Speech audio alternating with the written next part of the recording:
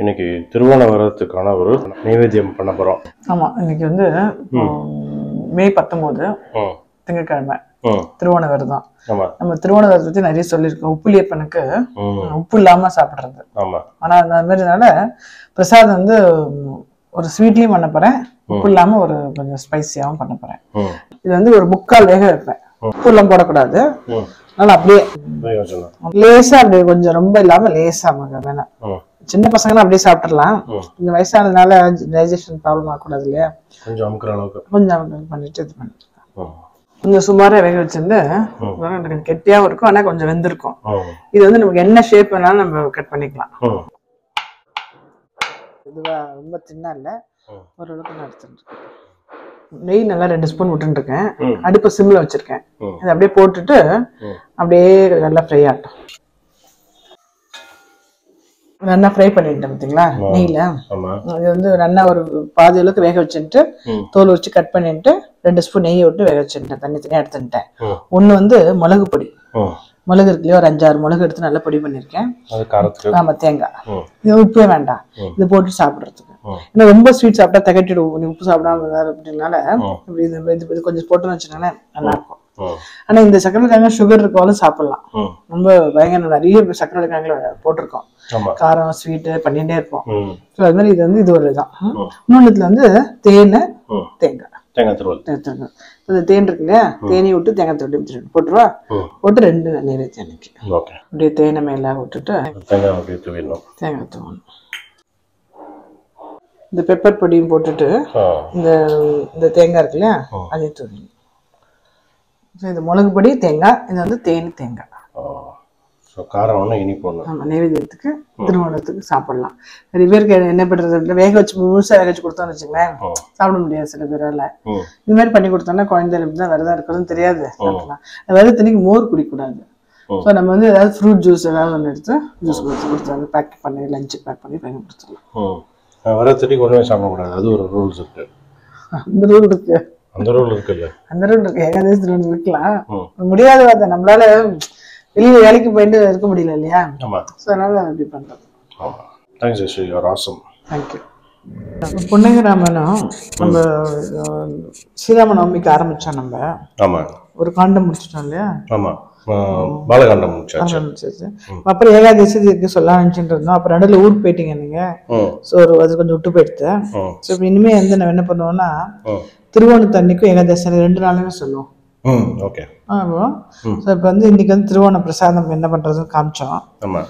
காமிச்சிட்டு இப்போ நீங்க அந்த புண்ணிய ராமாயணத்தை கேட்கலான்னு நினைச்சேன். ஸோ இனிமேல் திருவோணம் ஏகாதசி 2 நாளுமே நம்ம வந்து புன்னகை ராமாயணம் வரும். திருவாதிரைக்கு வந்து திருக்கோளூர் அதை கண்டினியூ பண்ணுவோம். அப்புறம் பெருமாள் பாதுகாப்பு சாஸ்திரம் இருக்கு, இல்லை சின்ன சின்ன குட்டி குட்டி கதை எல்லாம் அப்பப்போ போடுவோம், பெருமாள் கதைகள்லாம். ஓகே, ஸோ இன்னைக்கு வந்து புன்னகை ராமாயணத்துல அயோத்தியா ஸ்பந்தம் ஆரம்பிக்க போறோம். பாலகாண்டம் முடிச்சிட்டோம். இந்த புன்னகை ராமாயணம் அப்படிங்கிறது என்னன்னு ஒரு முன் சுருக்கம் சொல்லிடுவோம் தெரியாத வாழ்க்கை. வடுவூர்ல திவ்ய தேசம் இருக்கிற பெருமாள் கோதண்டராம பெருமாள் வந்து அந்த விக்கிரகம் வந்து அப்படி புன்னகை பூத்த ஒரு விக்கிரகம். அந்த புன்னகையை பார்த்து ஆசுகவி வெள்ளூர் சுவாமிகள் 317 ஸ்லோகம் பண்ணார். அந்த புன்னகையை பார்த்து, அந்த புன்னகையை வந்து நீ ராமாயணத்துல இது நடக்கும்போது புன்னகை பூத்தியே அந்த புன்னகையா இது, அப்பெல்லாம் நாங்க இல்ல, இப்போ அத நாங்க அனுபவிக்கிறதுக்காக இப்போ அந்த புன்னகையை இப்ப எங்களுக்கு காமிக்கிறியா அப்படின்னு ராமனோட நேரடியா பேசுற மாதிரி ஸ்லோகங்கள் பண்ணியிருப்பார். 317 ஸ்லோகங்கள். இந்த 317 எப்படி இருக்கும் அப்படின்னா என்டையர் ராமாயணத்தை கவர் பண்ணியிருக்கோம். அதே மாதிரி வால்மீகி ராமாயணத்துல எப்படி காண்டம் இருக்கோ, பாலகாண்டம், அயோத்தியா காண்டம், கிஷ்கிந்தா காண்டம் அப்படி இருக்கு இல்லையா, 7 காண்டங்கள், அதே மாதிரி ஸ்பந்தம்னு பண்ணியிருப்பார். ஸோ நம்ம இன்னைக்கு பார்க்க போறது அயோத்தியா ஸ்பந்தம். இது எப்படி வந்து குருவாயூரப்பனுக்கு நாராயணியமோ, குருவாயூரப்பனுக்கு நாராயணியம் அப்படி பட்டத்திரி வந்து நேரடியா பேசுற மாதிரி இருக்கும். அதே மாதிரி ராமன் கிட்ட நேரடியா பேசின ராமாயணம் இது ஒண்ணுதான். இது பேர் வந்து மந்தஸ்மிதா ராமாயணம், தமிழ்ல வந்து புன்னகை ராமாயணம். அந்த புன்முறுவல் பத்தி பாட்டு இருக்கும், அது ஃபுல் ராமாயணமே கவர் ஆயிருக்கும். ஸோ இதுதான் வந்து இன்ட்ரோடக்ஷன். ஓகே. இப்போ நம்ம காட்சிக்கு போகலாம். ம். அயோத்தியா காண்டம். ம். அயோத்தியா காண்டத்தில் வந்து 19 ஸ்லோகம் இருக்கு. ம். நம்ம வந்து முக்கியமானது வந்து ம். பரதனுக்கும் ராமனுக்கும் நடந்த உரையாடல், ம். அதை பத்தி பார்ப்போம். ம். இப்ப தசரதன் வந்து ராமனை வனவாசம் போகணும், கைகை பேச்சு கேட்டு வனவாசம் போகணும் அப்படின்னு ஆணையிடுறான். ம். ராமனும் மர உரி தரிச்சுண்டு ம். ராமன், லக்ஷ்மண், சீதா 3 பேரும் வனவாசம் வந்துட்டான். ம். வந்து ஊர் மக்கள்லாம் வந்து அந்த நதிக்கரையை தாண்டி சித்திரக்கூடம் போயிட்டான். ம். அந்த சமயத்துல பரதன் வரான். வந்ததுக்கு அப்புறம் அவனுக்கு விஷயம் தெரியுது, ம். கோவப்படுறான். ராமராஜ்யம் தான் நடக்கணும் அயோத்தியால ம். அப்படின்னு சொல்லி ம். அவனோட அமைச்சர்கள் மக்கள் பட்டாளத்தெல்லாம் கூட்டிட்டு ம். அவனும் காட்டுக்கு வரான். ம். சித்திரக்கூடத்துல இருக்கான் அப்படின்னு தெரிஞ்சு சித்திரக்கூட ஆசிரமத்துக்கு வரான். வந்து ராமனை பார்க்கறான். ராமனை பார்த்த உடனே அவன் கேட்கிற கேள்வி, ம். அண்ணா இது முறையா? கேட்டுட்டு ம். உடனே ம். டக்குன்னு அவனுக்கு முகம் மாறுது. ம். பரதனுக்கு ம். முகம் மாறிட்டு டக்குன்னு நமஸ்காரம் பண்றான். ஓ. ம். இந்த உரையாடலுக்கு முன்னால இது நடக்கிறது. ம். கம்பன் சொல்றான். இதை பத்தி என்ன நினைக்கிறேன்? நான் எதுனாலன்னா பெரியவாளை பார்த்தா ஃபர்ஸ்ட் சேவிச்சிடணும். ஆமா, சேவிச்சுட்டு தான் அப்புறம் பேசணும். ம். இன்னைக்கு வந்து கோவத்துல வர்றதுனால பரதர் வந்து ஃபர்ஸ்ட் வந்தோடனே கேள்வி கேட்டுறாரு இல்லையா? ஆமா, அதனால அது அதான் அந்த கம்பராமாயணத்துல அப்படி ரொம்ப அழகா வரும். அதாவது பெருமாளை பார்த்து நம்ம வந்து ம். ஏதோ ஒண்ணு பெருமாள் நம்ம வேண்டிட்டோம், சேவிச்சுட்டோம், நடக்கல அப்படிங்கும்போது பெருமாளை வந்து உடனே கோவப்படக்கூடாது. பெருமாளுக்குன்னு ஒரு கணக்கு இருக்கும், பெருமாளுக்குன்னு ஒரு நமக்குன்னு ஒரு காலம் வச்சிருப்பாரு ஆமா இல்லையா? அது வரைக்கும் நம்ம பொறுமை காக்கணும். அந்த சமயத்துல வந்து பெருமாளை வந்து நான் இது பண்ணல, பெருமாள் பண்ணல அப்படின்னு நினைக்கப்படாது. ம். அவன் வந்து பெருமாளை பார்த்து உடனே சேவிக்க வேண்டியவன். எப்பவுமே சேவிப்பான். அண்ணனை வந்து சேவிச்சிருவான் ஃபர்ஸ்ட், ம். நமஸ்காரம் பண்ணிட்டு தான் பேசுவான். ஆனா அன்னைக்கு கோபத்துல இருக்கான். ம். இப்படி வனத்துக்கு வந்துட்டானே, ம். ஆட்சி பண்ணாம இப்பேற்பட்ட பொறுப்பை நம்ம தோல்ல கொடுத்துட்டான், நம்ம தலையில சுமத்திட்டானே அப்படின்னு கோபத்துல வந்தோடனே அண்ணா முறையான்னு கேட்டுட்டு டக்குன்னு முகம் மாறி உடனே நமஸ்காரம் பண்ணுவான். நமஸ்காரம் பண்ணிட்டு அப்புறம் திருப்பி கண்டினியூ பண்ணுவான். இந்த மாதிரி நீங்க வனத்துக்கு வரப்படாது, இது வந்து உங்க ராஜ்யம். இது வந்து ராமன் சொல்லுவான், பரதா நீ அப்படி பேசக்கூடாது, இது வந்து அப்பாவோட ஆணை, இது நான் வந்து காட்டுக்கு வரணும், நீ வந்து நாடு ஆளணும் அப்படிங்கிறது அப்பாவோட அரசனோட ஆணை, இது நான் தப்ப முடியாது அப்படிங்கும்போது அவனை சொல்லலாம், அப்பாவோட ஆசை என்ன? 2 பேர்ல ஒருத்தர் காட்டுக்கு போகணும், 2 பேர்ல ஒருத்தர் நாட்டை ஆளணும், அப்படிதானே? நீ சொன்ன மாதிரி ராஜ்யம் என்னோட தானே, இப்ப அந்த ராஜ்யத்தை நான் உனக்கு கொடுக்குறேன். அப்படி ஏன்னா அந்த ராஜ்யம் அவனோடது இல்லையா? அவன் யாருக்கு வேணா கொடுக்கலாமே. நான் யாருக்கு வேணா கொடுக்கலாம், நான் தான் ராஜா, நான் உனக்கு கொடுக்குறேன், நீ அயோத்தியாவுக்கு போ, நான் காட்டுல இருக்கேன் அப்படின்னு சொல்றான்.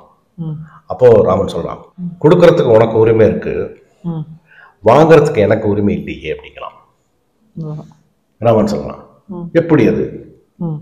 ஏன்னா நீ சொல்றதுக்கு முன்னாலே அப்பா ஒரு ஆணையை பிறப்பிச்சிட்டார், அந்த ஆணைக்கு கட்டுப்பட்டு நானும் விரதத்தை ஆரம்பிச்சிட்டேன். வரதன் அப்பயும் விடல. வரதன் சொல்றான், சாதத்துக்கெல்லாம் நம்ம வந்து பண்ண முடியல அப்படின்னா தர்பையை கொடுத்து இன்னொருத்தரை பண்ண வைக்கிறது இல்லையா? எப்படி எங்க போறான் பாரு அப்படிங்கிறான் பரதன். தர்பையை கொடுத்து இன்னொருத்தரை பண்ண வைக்கிறது இல்லையா அப்படிங்கும்போது ராமன் சொல்றான், தர்பையை கொடுத்து பண்ண வைக்கிறதுங்கிறது எப்படின்னா, ஒருத்தருக்கு உண்மையிலே உடம்பு சரியில்லை, கர்த்தாக்கு உண்மையிலே உடம்பு சரியில்லை, பண்ண முடியாத சூழலுக்கு நம்ம விதிச்சிருக்கிற ஒரு சட்டம் அது. அலுப்பாலையோ இல்லை சோம்பேறித்தனத்தாலேயோ நம்ம உட்காந்துட்டு இன்னொருத்தரை பண்ண சொல்லக்கூடாது. நம்ம நினைக்கிற அந்த சாஸ்திரத்தில் இருக்கிற ஓட்டைகளை பயன்படுத்தி நம்ம வந்து சாமர்த்தியமாக பண்ணுறோம்னு நினச்சிக்க கூடாது. அலுப்பாலையும் சோம்பேறித்தனத்தாலையும் இன்னொருத்தருக்கு பாஸ் பண்ணக்கூடாது நம்ம கடமையை. அப்படி ராமன் சொல்லிட்டு ராமன் ஒரு வார்த்தை சொல்றான், உன்னோட சந்தோஷத்துக்கு 14 வருஷம் நான் காட்டில் இருக்கேன், அப்பாவோட ஆணைப்படி 14 வருஷம் முடிஞ்ச உடனே அடுத்த நாள் நான் அயோத்தியாவுக்கு வந்துடுறேன், நானே ஆட்சி பண்றேன், அது வரைக்கும் நீ பொறுமையா இரு அப்படின்னு சொல்லும் போது பரதன் சொல்றான், சரி உன்னுடைய பாதுகாவல் எனக்கு கொடு, நான் அரசாள முடியாது, உன்னுடைய சார்பா உன்னுடைய பாதுகாவல் கொடு, பாதுகையோட அடிவாரத்துல உட்கார்ந்துன்னு நான் இருக்கேன், பாதுகை ஆட்சி தான் நடக்கும், ராமராஜ்யம் மாதிரி பாதுகா ராஜ்யம் நடக்கும் அப்படின்னு கேட்கிறான். அப்போ ஒரு புன்முறுவல் பூக்குறான். வில்லூர் சுவாமிகள் சொல்றார், பரதனை பார்த்து அப்போ ஒரு புன்முறுவல் பூத்தியே, அந்த புன்முறுவலை பார்க்கிறேன் இங்க, நாங்கெல்லாம் அந்த காலகட்டத்துல இல்லை, அந்த புன்முறுவல் பார்க்கறதுக்கு இன்னைக்கு எங்களுக்கு ஒரு வாய்ப்பு கிடைச்சிருக்கு அப்படின்னு சொல்லிட்டு, அந்த புன்முறுவல் பூக்கிறதுக்கு என்ன காரணம் அப்படின்னு சொல்றாரு. பரதனை பார்த்து ஏன் அன்னைக்கு புன்னகை பண்றான் அப்படின்னா, ராமனை விட ராமனுடைய பாதுகைக்கு ஏற்றம் ஜாஸ்தி. ஏன்னா இந்த லோகத்தையே தாங்கிறது பெருமாள், அந்த பெருமாளை தாங்கிறது பாதுகாப்பு. நம்மாழ்வார் வந்து இந்த பாதுகாவோட அம்சம். பெருமாள் கோயிலுக்கெல்லாம் போனா ஷட்டாரின்னு கொடுக்குறோமே, ஷட்டகோபன். ஷட்டாரிங்கிறது ஷட்டகோபன், ஷட்டகோபன்கிறது நம்மாழ்வார். நம்மாழ்வாருடைய திருவடி தான் நமக்கு வந்து ஆசீர்வாதம் பண்றது பெருமாள் கோவில்ல. அந்த பாதுகா வந்து பாதுகா தேவின்னே சொல்லுவோம். பாதுகா தேவி, அந்த பாதுகா தேவி தான் பெருமாளுக்கே ஒரு உந்துதல். அதனாலதான் எல்லாம் சொல்லுவா, பெருமாளை விட பெருமாளுடைய பாதுகைக்கு ஏற்றம் ஜாஸ்தி அப்படின்னு. அப்போ ராமன் வந்து பரதனை பார்த்து ஒரு புன்னகை பூக்குறான். தம்பி எவ்வளவு சாமர்த்தியமா இருக்கான் பாரு, நான் இல்லைன்னாலும் பாதுகா தேவியை கேட்டு வாங்கிட்டானே, எவ்வளவு அழகா ஆட்சி பண்ண போறான், எவ்வளவு சாமர்த்தியமா இருக்கான், அயோத்தியா ஆள்றதுக்கு, இந்த தேசத்தை ஆள்றதுக்கு பரிபூர்ண தகுதி இருக்கு உனக்கு, எவ்வளவு சாமர்த்தியமா அந்த பாதுகாவை வாங்கிட்டான் அப்படின்னு ஒரு பெருமிதம். பரதனை பார்த்து ஒரு பெருமிதம். அழகா கழட்டிட்டு திருப்பி அது மேல ஏறி நின்று திருப்பி கழட்டி கொடுக்குறான். அது அப்படியே சிரஸ்ல சுமந்துட்டு போறான் பரதன். இந்த காட்சி தான் வந்து இந்த ஸ்லோகம். இந்த சம்பவத்தை வந்து மனசுல ஓட விட்டுட்டே இருந்தோம்னு வச்சுக்கேன், நமக்கு என்ன கிடைக்கும் அப்படின்னா, பாதுகா தேவியோடைய அனுகிரகம் கிடைக்கும். பாதுகா தேவி அனுகிரகம் இருக்கிறதுனால பெருமாளுடைய ஆசீர்வாதம் இருக்கு நமக்கு.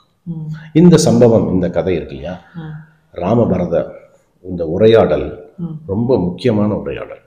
அதாவது ரெண்டு பேருமே வந்து தர்மத்தை நிலைநாட்டத்துக்கு நீயா நானான போட்டி போட்டு இருந்தான். தர்மம்னா என்ன அப்படின்னு புரிஞ்சுக்கலாம், எப்படி அறநெறியில வாழ்றது அப்படிங்கிறதுக்கு ஒரு உதாரணம் இந்த உரையாடல். இதை நினைச்சுட்டே இருந்தோம் அப்படின்னா பாதுகா தேவியோடைய பரிபூர்ண கடாட்சம் கிடைக்கும் நமக்கு. சூப்பர். ஓகே.